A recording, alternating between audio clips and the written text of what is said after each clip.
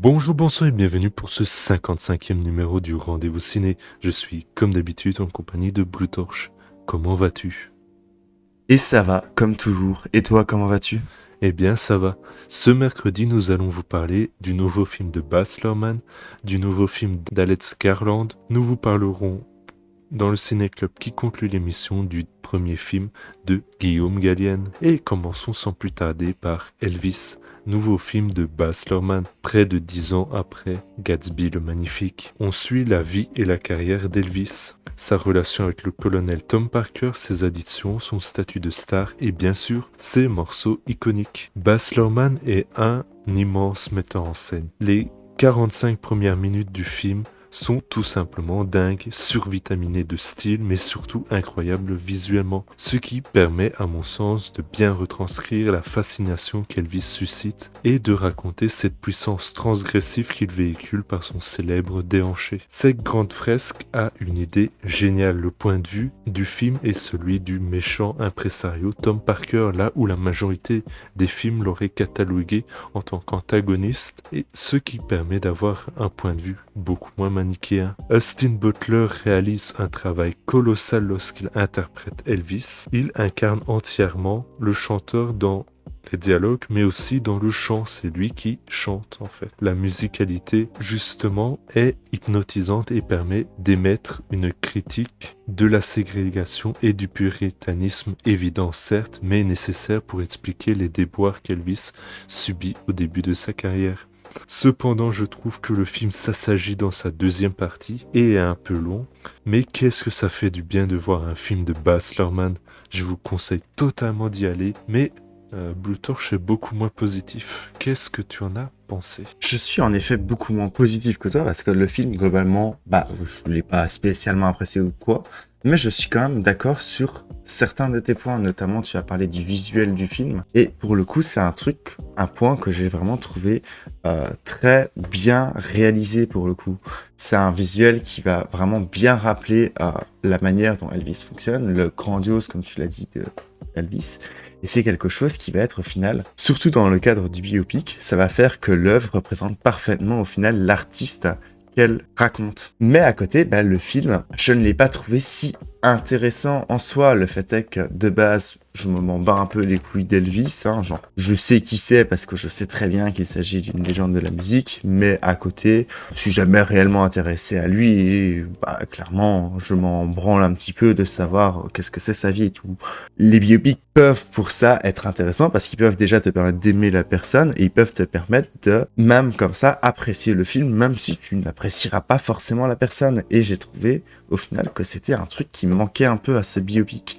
On n'arrive pas au final à réellement s'attacher à la personne si on n'y est pas attaché de base. Après, je ne doute pas que le film, si on aime Elvis de base, on arrivera très facilement à s'y attacher au film au final.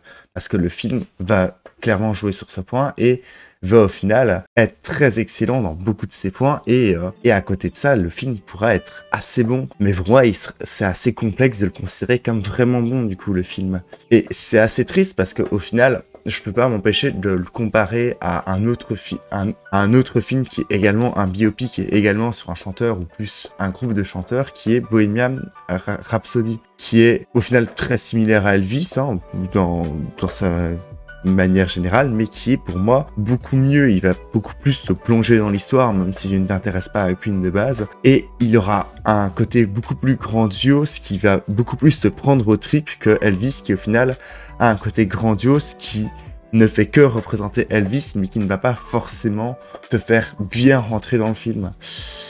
Un autre point que j'ai trouvé assez négatif sur le film, c'est que le film est long, mais vraiment très long. 2h30 le film, et à partir du moment où tu ne t'attaches pas au film dès le départ, à 2h30, t'en as marre à la fin et t'auras énormément de mal à essayer de trouver des points positifs au film si au bout d'une heure t'en as déjà marre, que t'as envie de voir la fin et que tu vois qu'il te reste l'équivalent d'un autre film à voir et que tu te dis putain je pourrais juste aller voir un film que j'aime plutôt que de continuer ce film et essayer de quand même trouver des points positifs sur lesquels argumenter, sachant que globalement après une heure de film ma critique était déjà limite prête et c'est assez chiant à ce point là au final j'ai trouvé.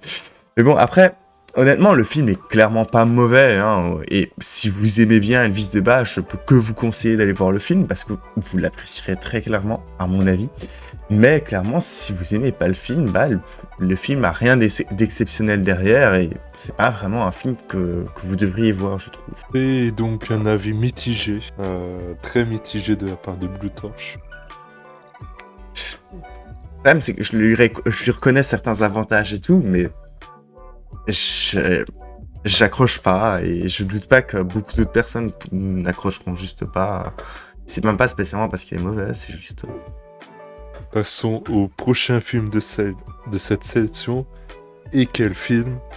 Nouvelle réalisation d'Alex Garland après Ex Machina, Annihilation ou la série Devs.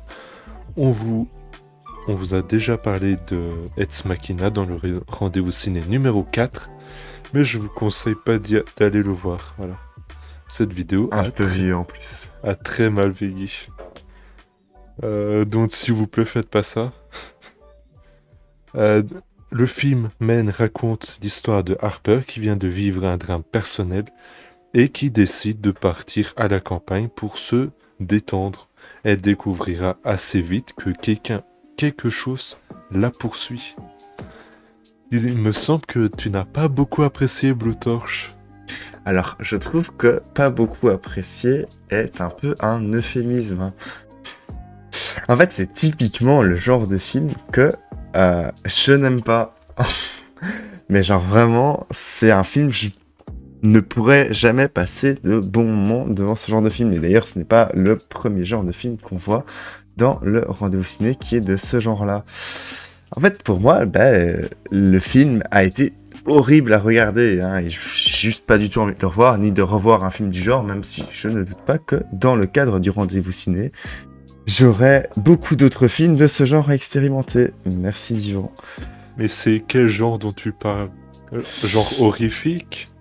Non, un film a le droit d'être horrifique. J'aime bien certains films horrifiques, même si j'avoue que ce n'est pas mon genre préféré non plus. Mais là, c'est surtout un genre de film chiant. C'est un genre de film qui, au final, ne va pas vraiment raconter quelque chose. Genre, il a un fond d'histoire, mais c'est plus au final pour permettre à son réalisateur de faire un peu ce qu'il veut. Et sans plus, c'est genre vraiment, c'est plus ou moins tout ce que fait le film. Et c'est très chiant à regarder, je trouve. Il se contente juste de montrer ces images sur un fond de scénario qui a été certainement très travaillé, mais qui est, je trouve, très bâclé quand même à côté et qui n'a aucun réel sens. Il ne fait que sous-entendre certains trucs sans réellement prendre un parti dans certains de ses propos. Et les moments où il prend un peu plus de parti, on se demande qu'est-ce qu'il veut vraiment nous faire passer comme message. Ce point-là est pas vraiment négatif. Un film peut laisser totalement place à l'interprétation de l'auteur, mais à l'interprétation du spectateur. Mais à partir du moment où le film ne fait que ça, c'est peut-être un peu trop poussé. Genre, si tu veux juste laisser la personne interpréter ton œuvre, tu fais un plan fixe sur un parc avec des personnes qui bougent, et tu laisses le spectateur interpréter son œuvre. C'est pas spécialement plus compliqué. Et en fait, ici, le film est extrêmement travaillé. Ça se voit clairement dans la réalisation qu'il y a un énorme travail derrière, qu'il y a un visuel très poussé et tout, mais le tout au final est juste assemblé de manière limite aléatoire et n'a pas vraiment de sens derrière. Il ne fait que montrer ces images et le film se passe et sans plus. Et au final, je préfère largement regarder un film comme par exemple A Ghost Story, qui n'est pas un film que j'ai apprécié et qui est un film qu'on a traité dans le rendez-vous ciné 40. C'est un film formidable. C'est un film que Divan a apprécié, j'en doute pas, il est au final un peu similaire à ce film-là, même si je préfère pour le coup A Ghost Story. Parce que, au moins, A Ghost Story, c'est, pour le coup, lui, c'est vraiment juste des images qui se passent, il y a genre même pas de dialogue, enfin, genre, les dialogues tiennent sur littéralement une page Word, je pense, sur ce film-là. Mais le film a vraiment un côté très poétique dans ce qu'il montre, au moins, dans sa signification, et c'est clairement pas ici un truc qu'on l'on ressent, je trouve, dans Men. Ici, j'ai l'impression qu'on se contente juste de regarder les délires du réalisateur, et sans plus, que le réalisateur a décidé de mettre certains points parce qu'il les aimait bien, et qu'au final, même si c'est pas spécialement intéressant, même si ça n'a pas spécialement de sens, bah il l'a quand même fait parce que c'est le réalisateur, il fait ce qu'il veut. Et pour moi, le film aurait même pas dû durer 30 minutes au final, vu le peu d'histoire qu'il y a dedans. En 30 minutes, c'était clairement bouclé. Et même ce peu d'histoire n'est au final même pas intéressant. On peut expliquer un film par le fait que la femme est vrillée et qu'elle fasse des actions qui n'ont pas spécialement de sens et qui peuvent être complexes à comprendre. Mais ça suffit pas, il faut quand même un fond derrière un fond de logique qui va permettre de tout expliquer au final. Et pour moi, c'est pas du tout un truc qui est présent dans ce film. Ça fait que, pour moi, en fait, juste le film n'a aucun sens et n'a aucun intérêt derrière. Le film est, pour moi, vraiment juste nul et n'a aucun intérêt à être regardé, même si je sais que toi, Divan, c'est pas du tout ce que tu en as pensé. Alors, juste pour revenir sur A Ghost Story, ce film-là, il est dans mon top 10 des films de tous les temps. Voilà, donc foncez le voir, allez-y, c'est un chef-d'œuvre. Passons à Men. Men est un film tout simplement passionnant, la mise en scène elle est phénoménale. Je pense notamment à la scène du tunnel qui est tout bonnement terrifiante. L'écriture est aussi passionnante à 2 ou 3 endroits. Je pense au dialogue avec le prêtre qui monte crescendo. Et c'est fascinant. L'horreur est hypnotisante, commençant par un home invasion, puis se transformant petit à petit en un body horror un peu crade. Et moi, quand il y a des tripes à l'air, ça me fait toujours un peu plaisir. Le discours est très intéressant sur la masculinité toxique où l'acteur principal joue tous les rôles, faisant comprendre aux spectateurs que pour l'héroïne, tous les hommes sont les mêmes, des personnages toxiques. Cependant, j'ai pas bien compris si c'était la femme qui comprenait ça ou si c'était le réalisateur qui nous faisait penser ça, qui nous faisait interpréter ça. C'est la seule petite réserve que je peux faire là-dessus.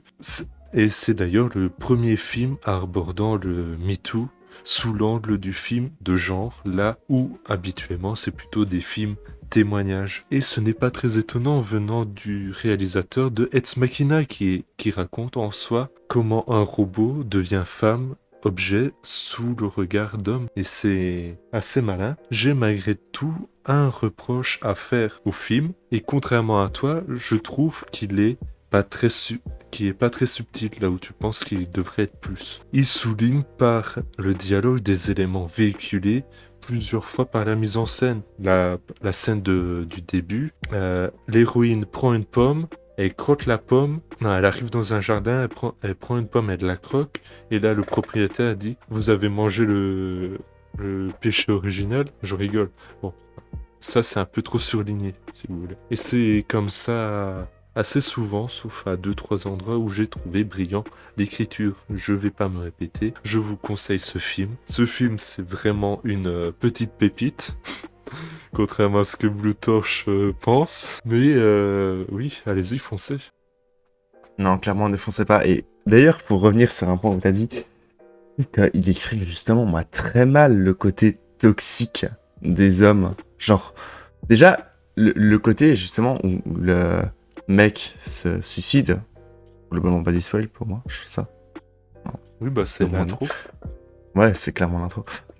Le côté où le mec se suicide, limite, c'était déjà suffisant, en fait, cette partie-là, et les flashbacks, et le reste du film n'avait même pas besoin de montrer le côté toxique des hommes, et il pouvait le faire, déjà, comme tu l'as dit, de manière plus subtile, et de manière mieux écrite que juste faire ça. Enfin, c'est compliqué de décrire sans spoil, pour le coup, mais genre, c'est juste le film que t'as l'impression qu'il part en vrille, en fait, à ce stade.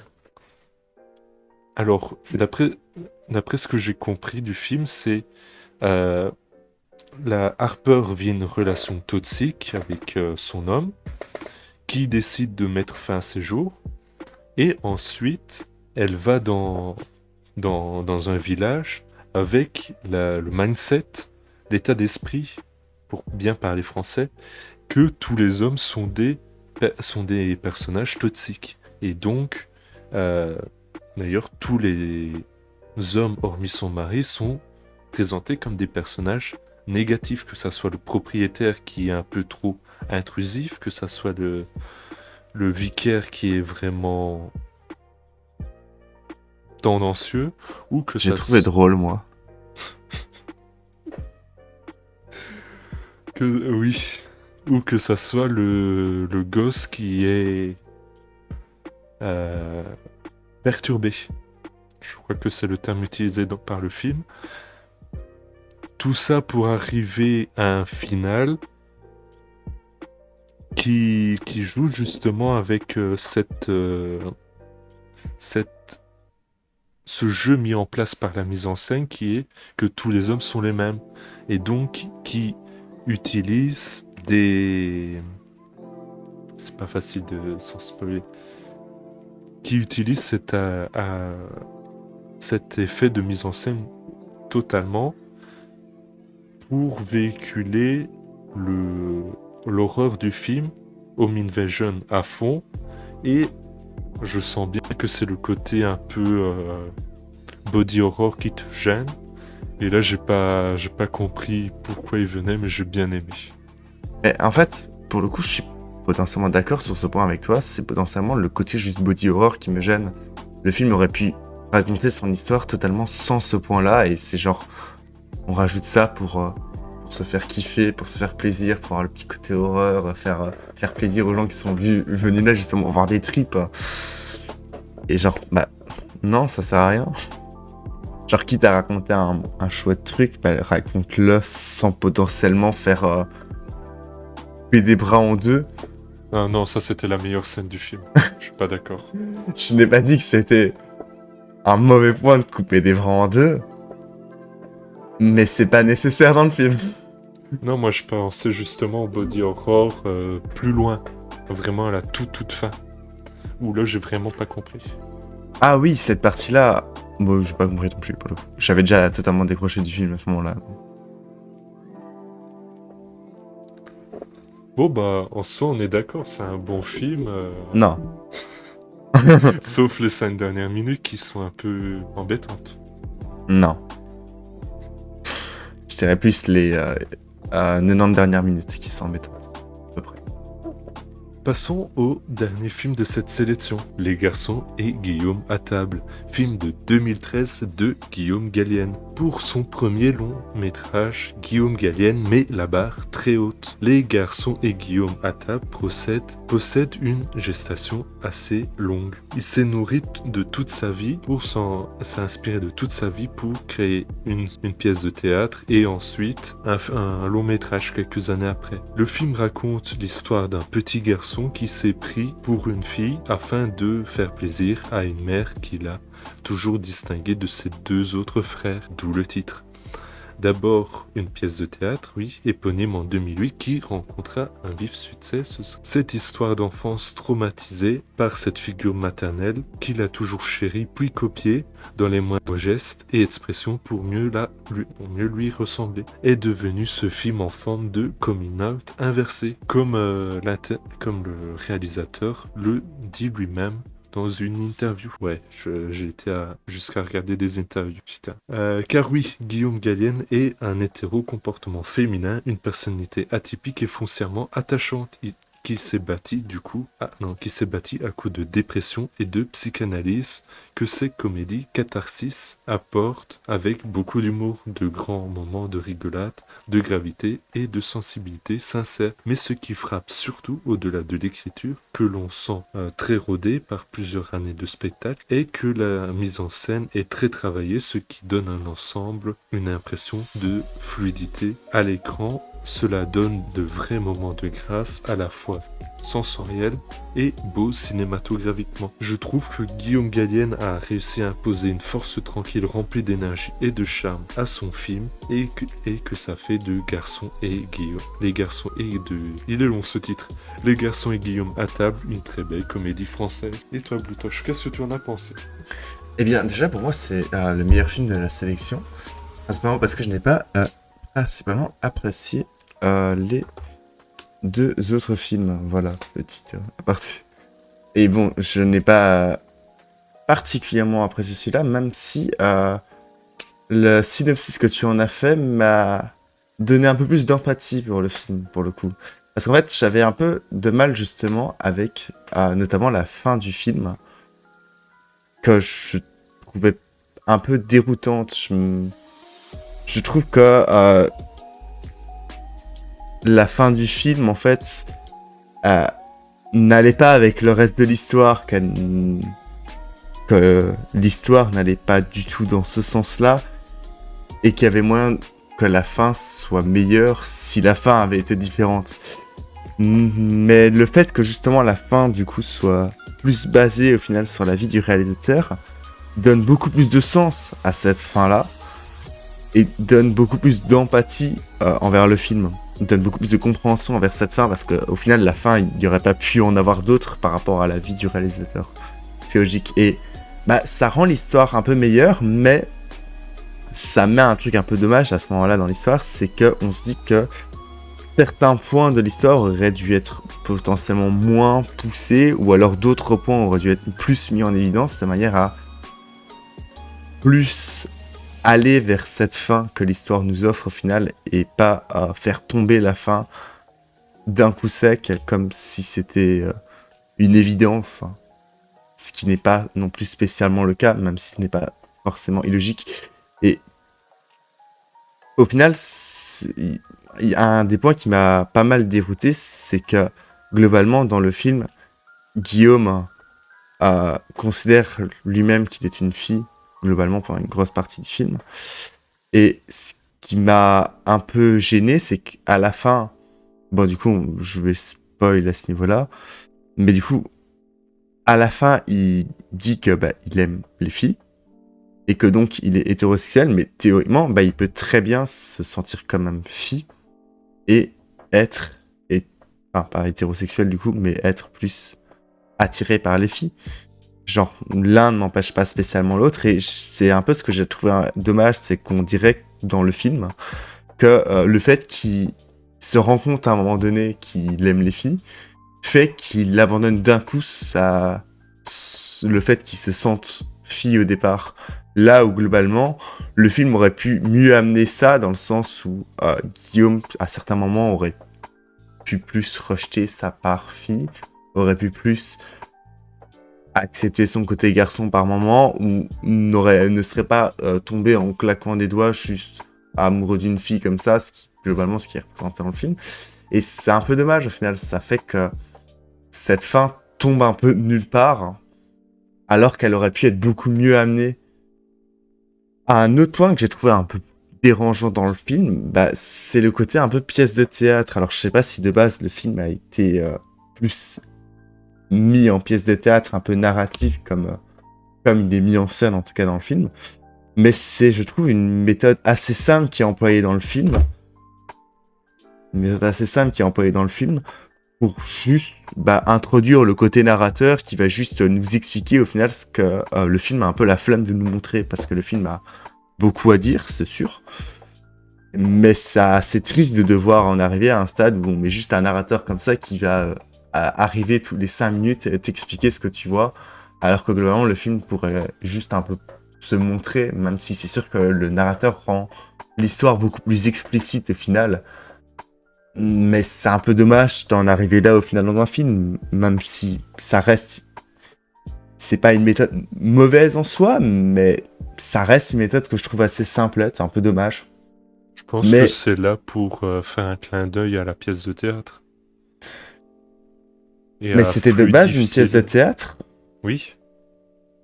Ouais, alors c'est un peu plus logique de faire ce clin d'œil, que je peux comprendre. Et ça permet aussi de fluidifier le récit. Oui. Oui, parce que de base, le récit a été écrit comme étant une pièce de théâtre et pas comme étant un film. Ça reste logique du coup de maintenir ce côté pièce de théâtre. C'est ce que je peux comprendre. Mais après, honnêtement, je sais pas passé un mauvais moment devant le film. Un plutôt bon moment devant le film. J'ai apprécié son histoire, même si sa fin, je l'ai trouvée un peu déroutante, on va dire. Mais le film à côté est clairement assez chouette et parle d'une histoire au final assez intéressante et assez peu évoqué, même dans les films. Genre, beaucoup de films mettent la présence un peu naturelle de personnages, que ce soit transgenre, homosexuel ou globalement tout ce qui est LGBT et plus. Mais ici, il le prend vraiment comme histoire de base du film. Et c'est très bien fait, j'ai trouvé, à ce niveau-là. C'est même très plaisant à regarder. Et clairement, juste pour ça, le film est assez intéressant à regarder. Et je peux, pour le coup, le conseiller de le voir, même si bah, je ne peux pas forcément accrocher à sa fin. Mais voilà, on ne peut pas forcément aimer tout ce que l'on regarde. Parfaitement. Quelle belle conclusion. Donc on vous conseille ce film et donc c'est la fin de l'émission. Je tiens à vous remercier de l'avoir suivi. Si vous voulez soutenir la chaîne, vous pouvez vous abonner pour ne rater aucune émission, partager nos émissions rigolotes de presque qualité pour les faire découvrir à vos amis. Vous pouvez également laisser un petit pouce bleu avec un beau commentaire ou suivre nos comptes Twitter @vous_du_bas ciné où on vous parle de l'actualité du cinéma et de notre petite chaîne. Merci Bluetoche d'avoir participé. De rien, avec plaisir comme toujours. On se retrouve la semaine prochaine. Salut. À plus.